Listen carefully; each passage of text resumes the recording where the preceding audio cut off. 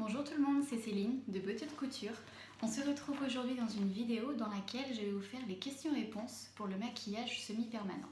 Alors j'ai beaucoup été sollicitée, surtout sur ma page Facebook. C'est pourquoi je vais vous faire cette vidéo afin de faciliter les échanges et de savoir dans quoi vous allez vous engager si vous réalisez un maquillage semi-permanent. Alors la question numéro 1, j'ai peur de ne pas aimer le résultat, comment en être sûr ? Donc déjà, il ne faut pas vous inquiéter, avant de réaliser le maquillage semi-permanent des sourcils, il y aura une très bonne épilation qui va être faite pour déjà mettre en valeur votre ligne de sourcils au naturel et surtout un tracé au crayon qui va être réalisé. Comme ça, vous avez vraiment idée de ce que je peux vous proposer, de ce qui vous ira. Après, bien sûr, avec ce tracé au crayon, il sera nuancé selon vos goûts pour juger au niveau de l'épaisseur de la tête du sourcil, de l'accent, de la longueur, etc. Donc déjà, il y a une première ébauche.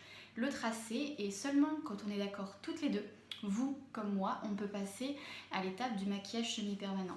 Sachez juste que le tracé au crayon est toujours moins beau et moins représentatif que la pigmentation en elle-même au niveau du sourcil parce que c'est plus vrai, c'est plus réel et le pigment est toujours plus beau que le crayon. Est-ce que je dois venir démaquiller ? Donc non, vous n'êtes pas obligé de venir démaquiller, que ce soit au niveau des yeux ou du sourcil ou le teint, peu importe. Dans tous les cas, moi je vais démaquiller le sourcil pour pouvoir travailler. Après, il y en a quelques-unes qui pleurent, donc le maquillage, le mascara peut couler. Vous pouvez faire des retouches après, il n'y a pas de problème. La seule chose, c'est qu'une fois que le sourcil est pigmenté, on ne le maquille plus. Donc vous pouvez venir maquiller uniquement si vous avez envie de me montrer quels sont vos goûts au niveau des sourcils avant de réaliser la prestation. Troisième question, est-ce que c'est douloureux ? Donc la notion de douleur est très personnelle d'une personne à une autre, bien sûr. À force du temps, moi je crains plus. Il y a des personnes qui peuvent presque s'endormir durant la séance et d'autres avec qui je suis obligée de faire des pauses tout le temps puisque ça leur fait quand même plus mal. Il faut savoir en plus que la technique électrique fait un petit peu plus mal que la technique manuelle, forcément parce qu'elle est plus profonde. Donc c'est pas parce que votre copine vous a dit que ça faisait très très mal que vous allez avoir très très mal et inversement. Sachez juste aussi bien sûr que la douleur ça dépend de l'état général, si vous êtes fatigué, si vous êtes stressé et surtout si vous êtes indisposé. Donc c'est tous ces éléments là qui sont à prendre en compte afin d'effectuer un maquillage semi-permanent. Et surtout quand on a l'habitude, par exemple moi ça fait 6 ans que je suis pigmentée, je me pose plus de questions, je fais une retouche. Oui, ça picote, mais au final, c'est pas très très long, donc ça passe. Ensuite, la question du temps. Combien de temps prend la prestation ? On va dire que la retouche dure une demi-heure et des fois la première prestation, la création d'un sourcil, c'est environ 1 heure. Il y a des personnes sur qui on va prendre 1h30 puisqu'elles vont être un petit peu plus indécises au niveau de la ligne et il y a des peaux qui sont plus difficiles à travailler que d'autres. Donc en général, on va dire pour une création, c'est 1 heure à 1h30 de votre temps. Ensuite, combien de temps le maquillage semi-permanent va-t-il tenir ? Donc de temps dans le temps, la durée. Donc là c'est pareil, ça dépend des peaux. C'est vraiment très personnel encore une fois, donc ça dépend des peaux et de la technique. La technique manuelle est plus superficielle, donc va s'estomper plus vite. Et la technique électrique est un petit peu plus profonde, donc ça va mieux tenir au niveau de la peau. Donc ça dépend aussi de l'exposition au soleil. Sachez que le soleil épaissit la peau et qu'il fait dégorger un petit peu les pigments, on va dire comme pour les cheveux. Par exemple, les cheveux blonds s'éclaircissent au soleil et les couleurs s'altèrent.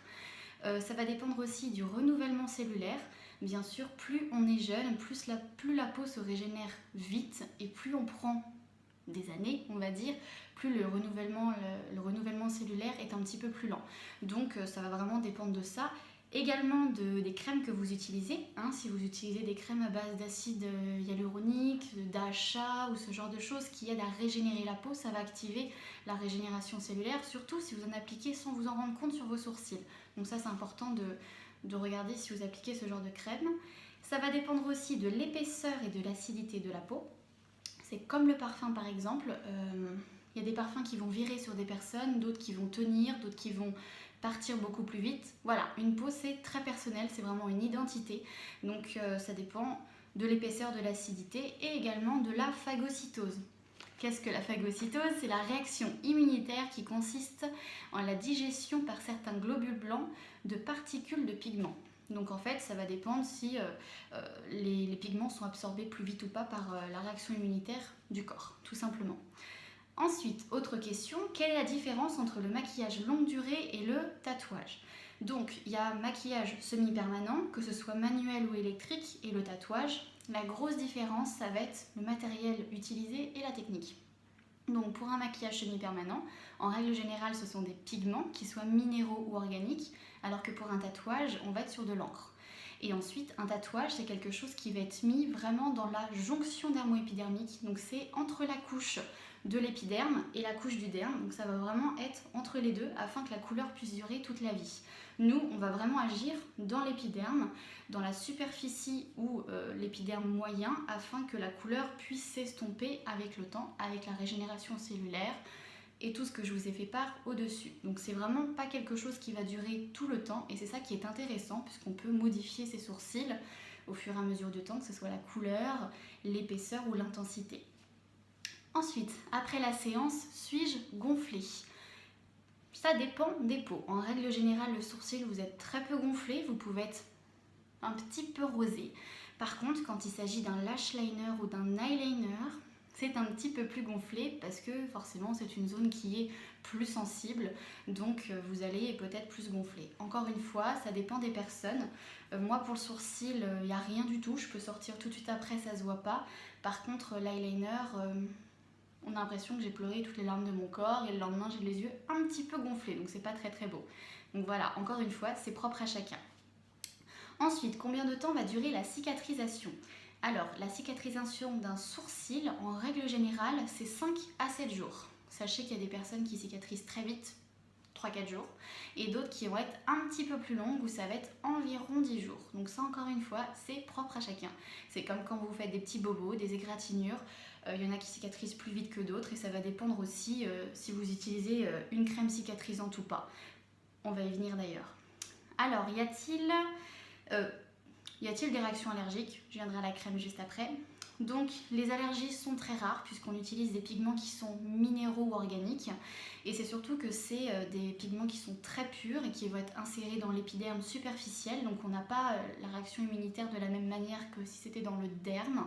Après, encore une fois, le risque zéro n'existe pas. Sachez que ça peut arriver. Moi, depuis le début de ma carrière dans le maquillage semi-permanent, ça ne m'est jamais arrivé. Je touche du bois. Mais voilà, le risque zéro n'existe pas. Si ça peut vous rassurer, on peut réaliser un test avant d'effectuer la pigmentation. Mais encore une fois, vous pouvez être allergique 30 ans, 30 ans, vous pouvez ne pas être allergique aux crevettes, et à votre 31e année, réagir aux crevettes. Donc vous pouvez très bien être pigmenté depuis 5 ans et du jour au lendemain ne plus tolérer. Encore une fois, on n'est pas à l'abri de quoi que ce soit. C'est vraiment le corps humain qui agit, mais sachez que ça ne m'est jamais arrivé et que j'espère que ça ne m'arrivera pas. Ensuite, on y vient pour le coup, est-ce que je dois appliquer une crème cicatrisante? Donc là, on va dire que c'est un petit peu à votre choix. Il y en a qui vont préférer en mettre, d'autres qui vont ne pas préférer en mettre. Personnellement, j'ai pas besoin de crème. Moi, ma peau cicatrise en 5 jours. En pelliculant, ça se voit à peine. Et d'autres vont faire des pellicules ou des croûtes. Donc du coup, elles vont avoir ce ressenti d'avoir le sourcil un petit peu sec. Donc de mettre de la crème, ça peut être agréable. Donc niveau crème, moi je vous conseille soit la vaseline, ou sinon de l'homéoplasmine ou cicatril, ce genre de choses. Donc des crèmes qui sont assez grasses et transparentes pour pas que ça soit la grosse barre blanche visible. De préférence, si vous en mettez 1 à 2 fois par jour, et si c'est qu'une seule fois, pourquoi pas le soir avant d'aller se coucher, parce que c'est pas très glamour un sourcil tout gras. Donc ça, c'est vraiment au feeling. Si ça vous démange ou si c'est sec, vous mettez de la crème, et si vous en ressentez pas le besoin, ne le faites pas, c'est pas obligé. Ensuite, la couleur peut-elle virer? Alors sachez que tout pigment s'altère, que ce soit le tatouage pour l'encre ou que ce soit pour le maquillage semi-permanent. Ça, pareil, c'est propre à chacun. Ça dépend en un, effectivement, du pigment qui a été appliqué, parce qu'il peut très bien s'altérer avec la couleur qui a été mise, ou tout simplement de la peau de la personne. On peut faire 4 clientes qui ont la même couleur, et il y en a une sur les 4 qui va avoir son sourcil qui va s'être réchauffé ou s'être cendré. Donc sachez que c'est quelque chose qui arrive. Par contre, l'avantage dans le semi-permanent à la technique manuelle, c'est que comme ça s'estompe, on va pouvoir non seulement neutraliser la couleur, et en plus de ça, faire en sorte que la couleur qui s'est altérée puisse partir définitivement au fur et à mesure du temps. Donc c'est ça le côté positif du maquillage semi-permanent, c'est que vu que ça ne dure pas toute la vie, on peut toujours corriger le sourcil corriger la couleur, modifier la couleur, encore une fois par rapport à vos goûts, foncez si vous en avez envie, et éclaircir avec le temps, avec la régénération cellulaire et avoir un sourcil plus naturel au fil du temps. Et la dernière question aussi, que là c'est moi qui me dois de vous le dire, niveau hygiène. Donc sachez que les pigments sont stériles, airless, donc c'est vraiment un petit flacon pompe, donc il n'y a aucun contact avec l'air et c'est bien sûr à usage unique qui vont être utilisés dans un petit godet. Et après au niveau des aiguilles, ce sont également des aiguilles à usage unique, donc il y en a plusieurs, on choisit par rapport au sourcil et à chaque fois que vous venez c'est une nouvelle aiguille qui est ouverte devant vous. Sachez que les mains sont préalablement lavées à l'eau tiède savonneuse et que j'utilise des gants qui sont soit en latex, soit en nitrile, pareil, à usage unique pour chaque cliente. Et sachez que de toute façon, pour la pratique du maquillage semi-permanent, il y a une formation qui est obligatoire, c'est la formation hygiène et salubrité, qui est d'ailleurs exposée juste là quand vous venez me voir. Donc sachez que niveau règles d'hygiène, on est nickel.